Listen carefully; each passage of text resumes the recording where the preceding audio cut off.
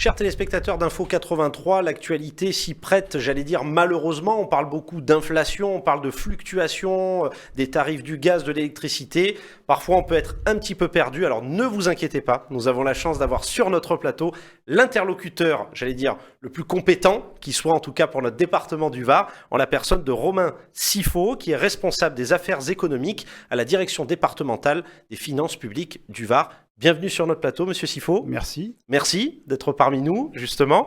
Alors, j'ai envie de dire, pour commencer, je le disais, une medias res à nos téléspectateurs, on parle beaucoup d'inflation. Est-ce qu'on peut en expliquer les raisons ? Alors, oui, on peut tenter d'en expliquer les raisons. Il y a plusieurs causes. Il y a, d'une part, évidemment, le conflit en Ukraine qui a eu un impact sur le prix du gaz. Et on sait que le prix de l'électricité est indexé en partie sur le prix du gaz. Mais il y a également des raisons qui sont liées à la crise Covid qui a généré une hausse d'activité dans le monde entier et donc une augmentation des cours.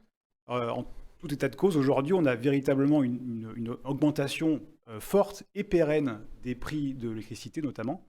Et c'est pour cette raison que le gouvernement a mis en place des mesures pour atténuer ces effets, notamment pour les entreprises. Alors justement, on y vient tout de suite, c'est l'objet justement de cette interview. Alors, petite précision là pour nos téléspectateurs, lorsqu'on parle bien d'énergie, on parle de gaz et d'électricité. C'est important ça de le préciser à nos téléspectateurs. Et je crois qu'il y a un accompagnement, en tout cas c'est votre domaine. Vous travaillez, vous occupez beaucoup des entreprises aussi en difficulté, aux affaires économiques à la DDFiP 83. Alors quoi consiste cet accompagnement auprès des entreprises, TPE, PME et grandes entreprises ? Alors, cet accompagnement, d'abord, en ce qui nous concerne, nous, État, c'est d'abord de faire connaître les dispositifs qui sont aujourd'hui disponibles. Je pourrais dire qu'aujourd'hui, on a deux principaux dispositifs. On a un premier dispositif, une première famille d'aide qui se matérialise par une diminution du prix payé sur la facture. C'est-à-dire que la réduction de l'État, elle apparaît directement sur la facture d'énergie. Un peu comme lorsque les particuliers allaient acheter leur essence jusqu'à la fin 2022. Oui. Ils avaient directement une réduction du prix payé sur le ticket de caisse. Et bien là, le fonctionnement est identique. Lorsque vous recevez votre facture d'électricité, vous avez directement une part qui est prise en charge par l'État. Donc là, cette première famille de dispositifs, c'est là qu'on parle de bouclier, de prix garanti, d'amortisseur électricité. Tout ça, c'est des dispositifs qui se concrétisent par une diminution du prix de la facture. Pour en bénéficier, et c'est vraiment important, c'est là-dessus que j'aimerais insister aujourd'hui. Bien sûr. Pour tous ces dispositifs, il y a une seule démarche à faire, parce que son application n'est pas automatique. Très important de le préciser, c'est-à-dire que si l'entreprise ne fait pas de démarche, elle n'aura pas droit à ces dispositifs. Et c'est une attestation. Exactement. Cette démarche est une simple attestation qui se trouve sur le portail impôt.gouv.fr, qui est très simple à remplir. Elle fait 3 pages, mais concrètement, on a juste à remplir un numéro sirène, son poste de son compte, son numéro de compteur et signaler si on est une TPE ou une PME pour faire vite. Donc c'est vraiment très simple. Et on l'envoie à son fournisseur d'énergie. Pourquoi à son fournisseur ? Parce que c'est lui qui va effectivement appliquer la réduction. Donc il ne faut pas l'envoyer au service de l'État comme on a pu le constater quelquefois. C'est bien votre fournisseur d'énergie qu'il faut l'adresser, qui lui se chargera d'appliquer cette réduction et de demander ensuite à l'État le remboursement de l'avance qu'il a faite à l'entreprise. Je me permets de rebondir, de dire que suivant en plus le fournisseur d'énergie, il y a des accès en ligne qui sont faits directement sur le modèle de l'attestation. Tout à fait. Chaque fournisseur a mis en place un canal particulier. Certains demandent à recevoir cette attestation par courriel, d'autres c'est directement sur le portail du site, d'autres enfin c'est par courrier. Donc là, effectivement, charge à chaque entreprise de se rapprocher de son fournisseur pour savoir par quel canal il faut délivrer cette attestation. Alors ensuite, l'ampleur de la réduction d'électricité, parce que là, sur ce premier dispositif que j'évoque, on parle uniquement de diminution de la facture d'électricité. Le gaz n'est pas concerné. Absolument, c'est bien deux choses distinctes. Absolument. Et donc l'ampleur de cette réduction, elle sera variable. Elle dépendra de plusieurs paramètres.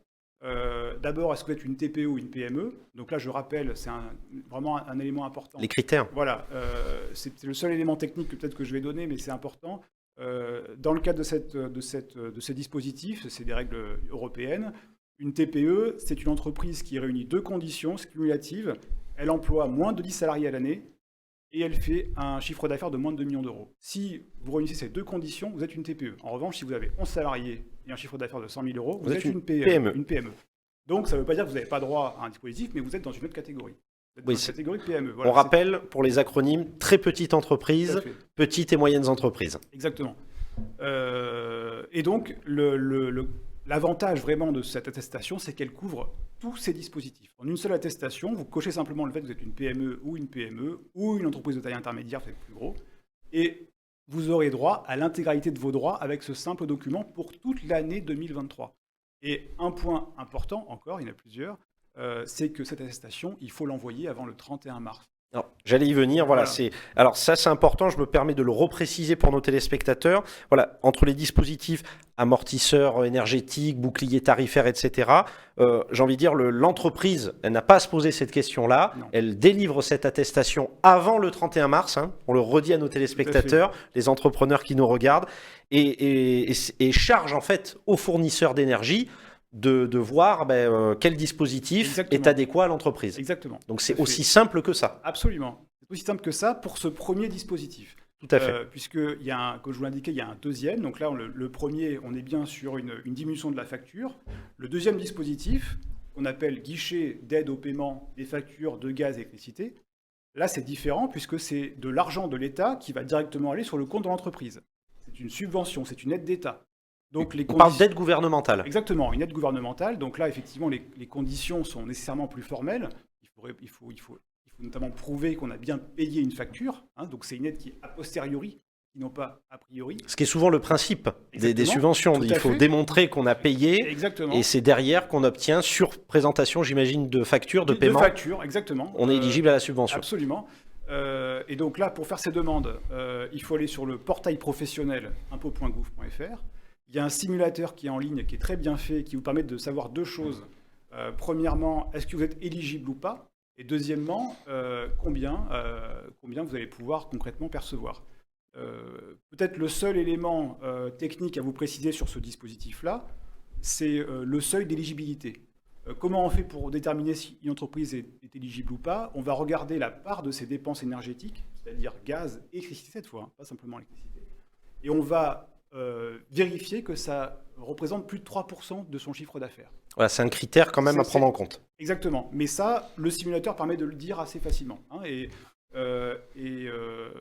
donc, oui, c'est un autre élément technique, c'est que l'État a fait le choix, et c'est plutôt à l'avantage d'entreprise, de prendre les dépenses contemporaines, c'est-à-dire 2023, et de les comparer avec le chiffre d'affaires avant crise, 2021.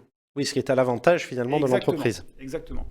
Que vous dire d'autre si ce n'est que ces demandes, elles sont effectuées tous les 2 mois.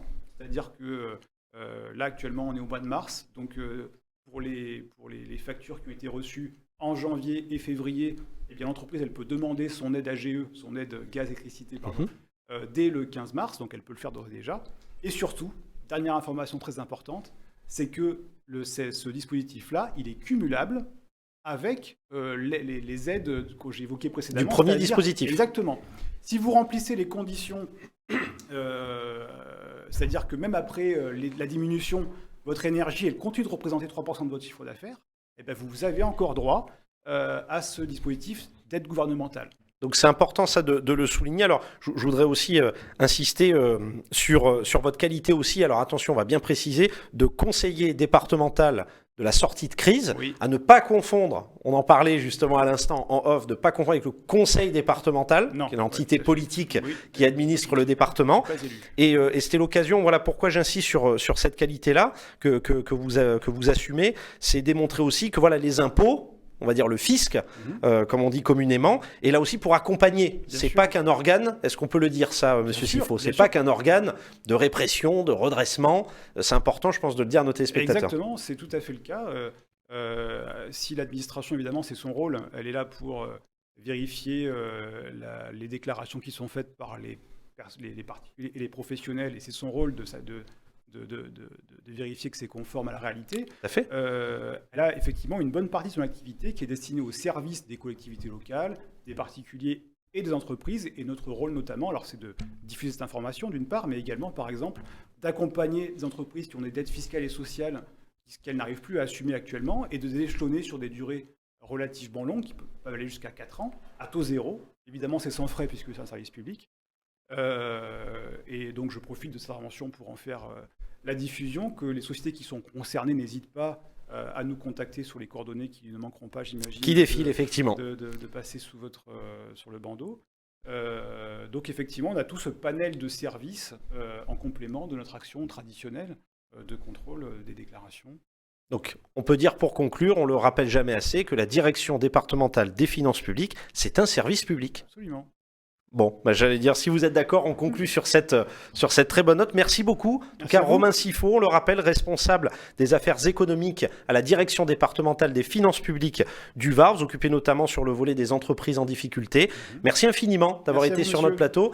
Et on insiste, avant de finir, chers téléspectateurs, les entrepreneurs qui nous regardent avant le 31 mars 2023, pensez bien à délivrer cette attestation auprès de votre fournisseur d'énergie. Merci encore. Merci à vous. Merci à vous, chers téléspectateurs, pour votre fidélité et à très vite sur Info 83.